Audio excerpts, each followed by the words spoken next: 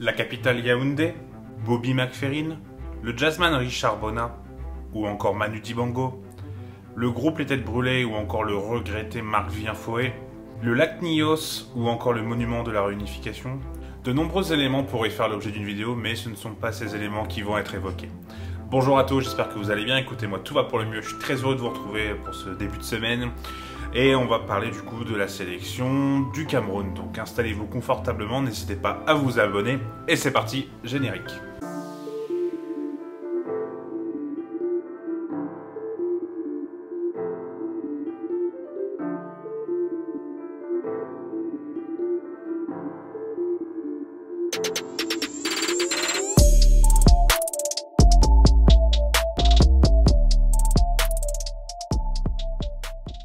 Comme d'habitude, on va commencer par l'histoire du Cameroun en Coupe du Monde. Donc le Cameroun a participé à 9 phases finales, enfin c'est la 9e phase finale, et c'est la sélection africaine qui a participé le plus à une phase finale. Donc c'est une belle performance, sachant qu'il n'y a pas beaucoup de sélections africaines malheureusement qui sont qualifiées pour la Coupe du Monde. Ça devrait changer avec la Coupe du Monde à 48, ça c'est une bonne chose pour eux. Mais voilà, c'est une sélection qui a quand même réussi à participer 9 fois, et vu le peu de place qu'il y a pour les sélections africaines, bravo à eux. Leur meilleure performance, c'est en 1990, où ils ont été jusqu'en quart de finale.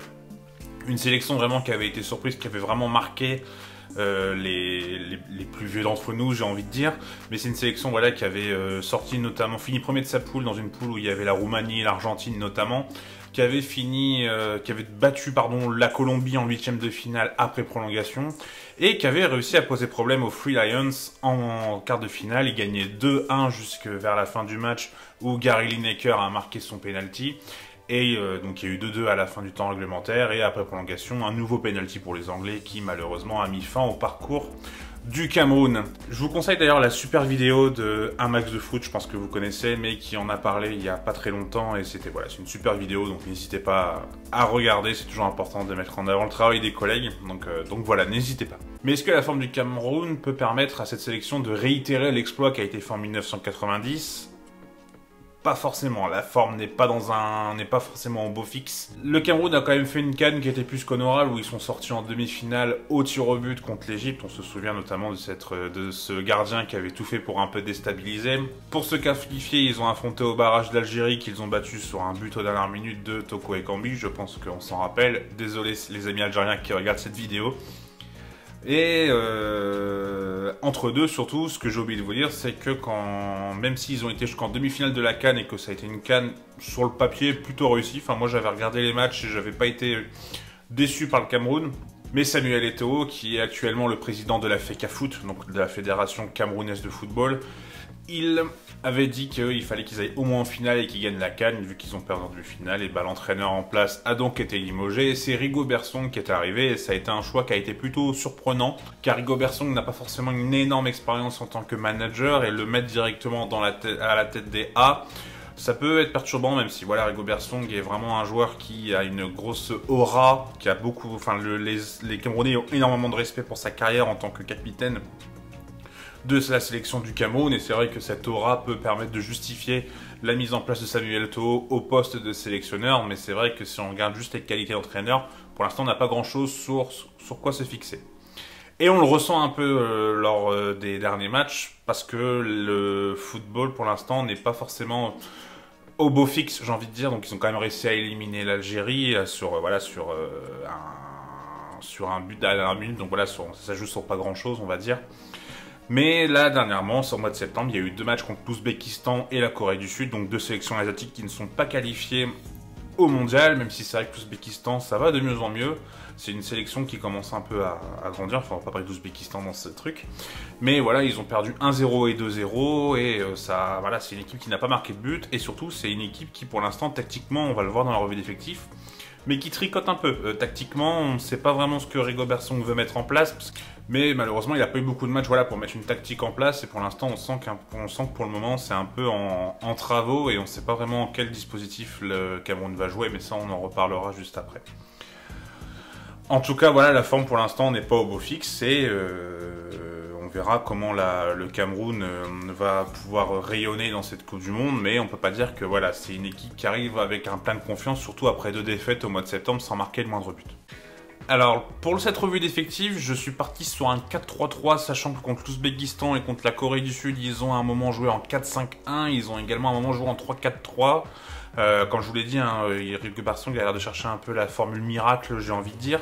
Mais en fait, j'avais préparé la vidéo avant ces matchs amicaux, ça fait un petit moment que j'ai posé des questions et on m'avait mis un 4-3-3, du coup je préfère me baser là-dessus et faire confiance à la personne qui, j'en reparlerai en fin de vidéo comme d'habitude, mais qui m'a aidé. Et voilà, je vais mettre, voilà, je vais rester sur un 4-3-3, mais il se peut que ce soit différent. Je sais que par exemple Willou avait mis un 4-4-2 lui dans sa vidéo, donc voilà, moi je reste sur un 4-3-3 et de ce que j'ai vu c'est ce qui me semble le plus propice, mais voilà, c'est vraiment c'est difficile, voilà, de dégager vraiment un schéma tactique de cette équipe, mais c'est pour, voilà, je vous explique pourquoi j'ai mis un 4-3-3.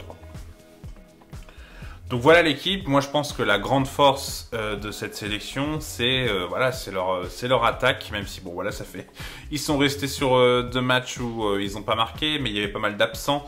Voilà, le trio que j'ai mis, qui est Toko Ekambi, Vincent Aboubakar et le nouveau Camerounais, j'ai envie de dire le néo-Camerounais Mbomo, enfin le nouveau international camerounais il a décidé de prendre la sélection il y a quelques mois. Je pense que c'est plutôt de la qualité, surtout en sélection. Bon, Toko Ekambi, voilà, c'est pour ceux qui ne me connaissent pas, je suis supporter lyonnais, mais voilà, en sélection, il a montré quand même que c'était un bon joueur, et je pense par-dessus tout que c'est un bon joueur, honnêtement. Juste, il n'est pas forcément mis dans les bonnes dispositions à l'Olympique Lyonnais, et surtout, je pense que... Bon, voilà, pour moi, je pense que ce qu'il fait au Cameroun, par exemple, correspond plus à ses qualités naturelles, car en fait, si vous voulez, il y a des pistons qui montent beaucoup plus, enfin les latéraux qui montent beaucoup plus, ou quand il joue en 3-4-3 des pistons, et du coup, Toko Ekambi a plus une place un peu plus axiale, il est plus dans un demi-espace que à l'Olympique Lyonnais, il joue vraiment fort sur l'aile et ça lui correspond pas du tout. Donc voilà, donc on va pas être trop méchant que Toko Ekambi dans cette vidéo, on va préserver. Vincent Aboubakar qui est voilà, qui est connu, qui est voilà, un bon attaquant, même s'il est un peu sur la pente descendante, j'ai envie de dire. Et puis Mbomo, moi, c'est un joueur que j'aime beaucoup, qui joue à Brentford, qui a un ailier droit très intéressant. Donc voilà, je trouve que ce trio, il est plutôt, voilà, il a plutôt de la gueule. Et en plus, en remplaçant, on a Choupo-Moting qui est capable un peu de, voilà, d'être meneur de jeu quand il joue, qui se place souvent dans l'axe, même si voilà, dans la disposition je l'ai mis un peu sur le côté, mais il se place souvent dans l'axe, voilà, pour servir et pouvoir orienter le jeu. Et on a également Moumi Ngamaleu que j'avais découvert un peu à la CAN, que j'avais trouvé plutôt intéressant, qui a joué notamment contre, je sais plus si c'est l'Ouzbékistan, la Corée du Sud, un des deux, mais voilà, en tout cas c'est un joueur qui est plutôt intéressant et qui voilà, qui peut peut-être potentiellement être dans le 11 de départ, pardon. Une autre force, je trouve, c'est les arrières latéraux qui sont pas forcément très connus, mais qui sont très intéressants et surtout qui sont très, voilà, qui courent énormément, qui ratissent beaucoup de terrain. Surtout nous, qui joue au Seattle Sounders, donc en MLS, qui voilà, il arrête pas en fait, il court énormément. Il est toujours en train de faire le maximum d'efforts, il court énormément, grosse débauche d'énergie. Et de l'autre côté, on a Faye du coup qui joue en D1 saoudienne depuis peu, et qui lui a plutôt une bonne qualité de centre, donc ça peut être intéressant qu'on a des joueurs comme Toko Ekambi ou comme Aboubakar notamment, ou même Choupo-Moting qui a plutôt un bon jeu de tête. Donc voilà sur les latéraux, et on peut également dire que voilà, il y a un joueur qui est très intéressant et qui est au milieu de terrain, c'est Zambo Anguissa, qui fait pour l'instant une saison au Napoli qui est tout simplement énorme, et je pense que voilà, ça va être vraiment l'atout majeur de cette équipe du Cameroun. Voilà, Zambo Anguissa, on en parlera après, du coup je vous spoil un peu mais dans les jours à suivre, mais c'est un joueur moi que voilà, je m'attendais pas à ce qu'il ait un niveau aussi élevé, mais franchement il est assez impressionnant. Donc voilà, moi Zambo Anguissa, je pense que ce sera vraiment un élément majeur parce que maintenant il a vraiment une certaine expérience du haut niveau, et voilà, avoir ce genre de joueur dans l'équipe, je pense que c'est un vrai plus. À ses côtés, on a Ongla, enfin j'ai mis Ongla qui joue du coup au Hellas Vérone en D1 italienne, qui est pareil, un joueur plutôt intéressant, qui est plutôt voilà, qui est plutôt défensif également. Zambo Anguissa lui peut-être plus se projeter comme on peut le voir à Napoli dernièrement. Mais voilà, je pense que cette doublette est pas mal. Et derrière lui, j'ai Miguel Ondoa qui joue lui à Hanovre en D2 allemande. Pour être tout à fait honnête, je le connais pas plus que ça, je l'ai vu un peu à la CAN, mais voilà, j'ai pas un gros avis sur lui. Mais de ce que j'ai vu, voilà, c'est un milieu défensif qui est bien défensif, mais vraiment bien défensif, qui a déjà joué quelques matchs dans sa carrière en défense centrale. Donc voilà, ça va être un peu lui qui va être un peu le liant entre la défense centrale et puis le milieu de terrain. Donc voilà, à voir ce que ça va donner. On peut potentiellement aussi penser à Mandjek, qu'on a connu en Ligue 1, qui peut potentiellement jouer à cette place, parce que je le mets parce qu'il a joué les matchs du mois de septembre. qu'on a connu en Ligue 1, qui avait joué à Rennes, qui avait joué à Metz, qui avait joué également à Auxerre. Donc voilà, pourquoi pas un Mandžek qui peut prendre la place de Ondoa, même si je pense qu'Ondoa a un peu une longueur d'avance dans la hiérarchie. Et à la place d'Ongla, on peut penser notamment à Encham, qu'on a connu à l'Olympique de Marseille. Alors on l'a connu, mais il n'a pas beaucoup joué, le pauvre. C'est lui qui a... Voilà, on se rappelle de l'épisode où il arrive à l'Olympique de Marseille et André Villas-Boas a quitté le club parce qu'il n'en voulait pas. Enfin voilà, c'était pas ouf pour lui. Maintenant, il joue en D anglaise. Il avait plutôt brillé du côté du Celtic Glasgow, mais voilà, il y a Encham également qui peut potentiellement jouer à ce poste. Et la défense centrale, j'avoue que j'ai un peu de doute sur la solidité de cette dernière. J'ai mis Castelletto et Nga2 parce que c'est ce qu'on m'a dit. Mais voilà, Castelletto qu'on connaît, hein, qui joue à Nantes.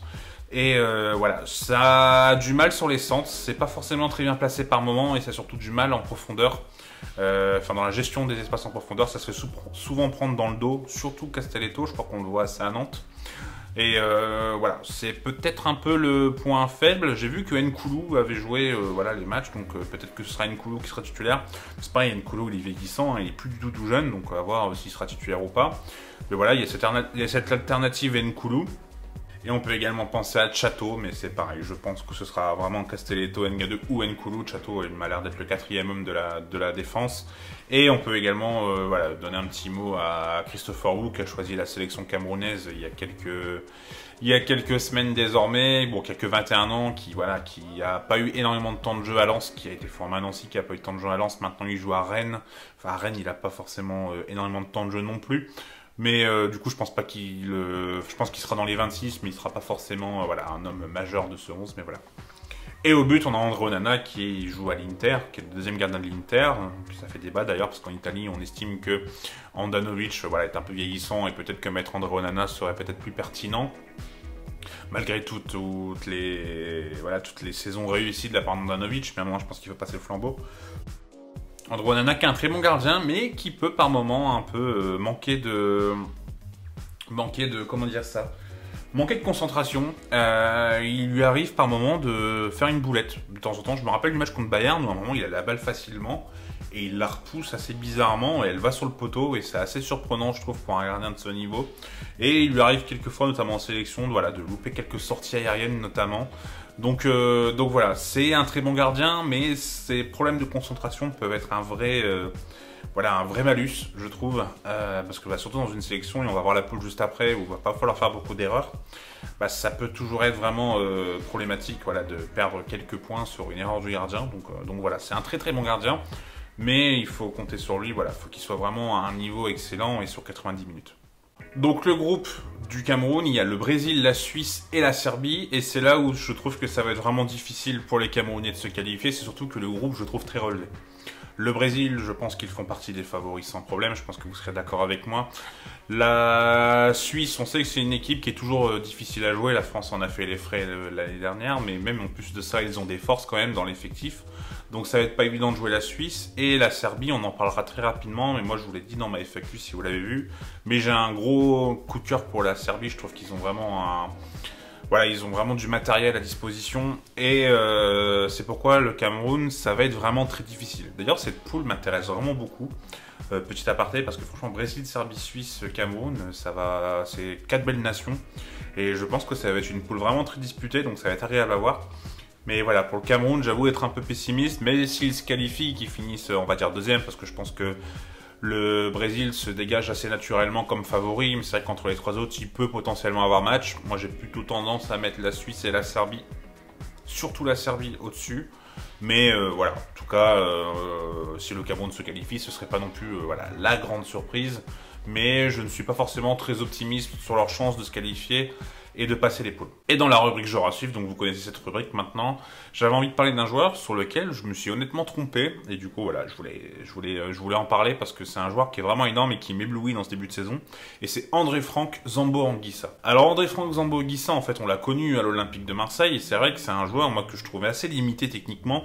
Et je me rappelle quand, je crois que c'est Fulham qui l'a acheté pour 25 millions d'euros. J'avais été surpris par le montant. Je m'étais dit, mais ils sont fous, comment on met 25 millions dans ce joueur? Et à Fulham, ça avait déjà été beaucoup mieux. Et après, il y a eu Villarreal également où ça s'est plutôt bien passé. Et là, à Napoli, il est vraiment très fort. Et là, son début de saison, il est absolument rocambolesque. Comme le Napoli en général, me direz-vous, mais vraiment Zambogissa il est assez impressionnant et surtout il est capable de tout faire. De tout faire presque, parce que je pense que niveau finition il y a encore des progrès à faire, mais en soi c'est pas ce qu'on lui demande. Mais en tout cas Zambogissa, voilà, il ratisse énormément de ballons, il court tout le temps, il a une bonne qualité de passe qui est bien au-dessus de ce qu'on avait vu chez les Phocéens. Et voilà, Zambogissa, franchement, moi je suis assez émerveillé par ce joueur en ce début de saison. Franchement, vraiment, je me répète, mais je ne pensais pas qu'il aurait une carrière de la sorte. Je voyais vraiment beaucoup de lacunes et il a su vraiment, voilà, ça montre vraiment un peu l'importance du contexte. Parce que c'est vrai qu'à Marseille, il n'était pas forcément dans un contexte, voilà, très pertinent. C'était pas le Marseille actuel, il y avait vraiment des difficultés, notamment financières, et donc un effectif qui n'était pas forcément au niveau. Mais voilà, Zambogissa, là, il est dans un contexte au Napoli qui me semble vraiment très positif. Et voilà, on sent un Zambogissa transcendé et qui est vraiment très fort. Et ce sera très clairement un des atouts majeurs, comme je l'ai expliqué dans l'effectif, de cette sélection du Cameroun. J'espère que la vidéo vous aura plu. Écoutez, un grand merci à El Pichichi sur Twitter qui a répondu à mes questions. Voilà, n'hésitez pas à le suivre. Hein, voilà, il est très pertinent. J'avoue, je le connaissais pas. On me l'a conseillé pour la vidéo du Cameroun et c'est vrai que je prends plaisir à le suivre. Je trouve qu'il a des avis sur le foot de façon générale qui sont plutôt intéressants. Donc voilà, n'hésitez pas à le suivre. En tout cas, si la vidéo vous a plu, n'hésitez pas à vous abonner, n'hésitez pas à la liker, à la partager autour de vous. La prochaine vidéo sera mon top 10 sur le Ballon d'Or. Voilà, ça va être une vidéo peut-être qui va faire, qui va faire débat. Mais bon, même s'il n'y a pas des grosses surprises dans les deux premières places, hein, je pense qu'on aura à peu près tous le même duo. Mais voilà, entre la 3e et la 7e, il y a eu une très grosse réflexion, honnêtement. C'est là où je me rends compte que c'est vraiment pas évident de faire des classements. Mais voilà, et du coup, voilà, on en parlera ensemble. Et le prochain épisode de Road to World Cup, il sera sur les Pays de Galles. En tout cas, moi je vous souhaite une très bonne journée ou une très bonne soirée en fonction à l'heure où vous regardez cette vidéo. Et je vous dis à bientôt. Tchuss!